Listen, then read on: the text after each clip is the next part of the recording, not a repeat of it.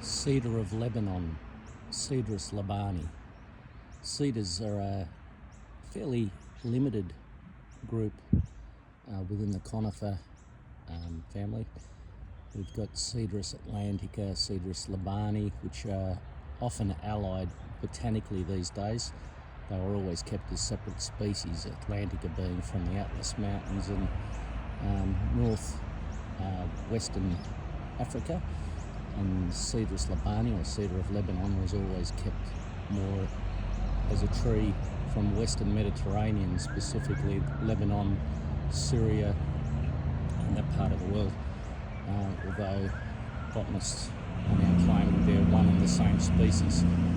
The only other species of Cedrus are the Himalayan cedar Deodara and the subspecies of Libani brevifolia.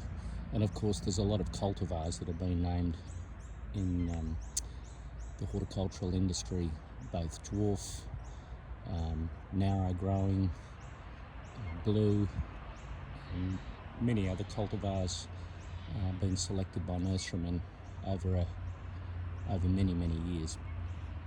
So Cedrus Libani, or Cedar of Lebanon as it's most famously known, and an iconic tree of the Bible, of the Middle Eastern countries of Syria and Lebanon and surrounding areas. It's fairly limited range in the Western Mediterranean, and like I said, the botanists are claiming now that the Atlas cedars are the same species, and they're in northwest Africa in the Atlas Mountains. They have cones, I don't know, 4 to 6 inches long, something like that roughly. They have male and female fruiting bodies like most conifers, and make a very hardy, sun hardy, dry hardy tree. Incredibly easy to grow. They'll grow anywhere in southern Australia except for perhaps some of the desolate areas, although I would challenge that mostly they would survive, especially Atlantica, Cedrus atlantica and Cedrus Libani. Cedar of Lebanon would certainly thrive in most dry areas in southern Australia, except perhaps the most extreme deserts, or they are incredibly hardy. Beautiful trees, lovely symmetry, lovely conical sort of habit. Not as weeping at the tips as the Cedrus Deodara, and not as blue as Deodara. Deodara sometimes has a bit of a naturally blue tone. Libani can have a little bit of blue in some forms, and be aware that species conifers can vary within their natural range, and Libani is no different. There are sort of slightly more blue and slightly more green forms, more typically of Libani.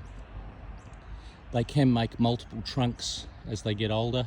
This one's starting to do that in the throat of the tree there. You can see an extra large limb starting to dominate as well, so there's more than one leader, and that's typical on very old plants in nature where they come from. Beautiful trees. There's another one over here in the park. Beautiful trees, really nice. If you've got large space in the wild, they might get up to 30 or 40 metres, some of the older specimens.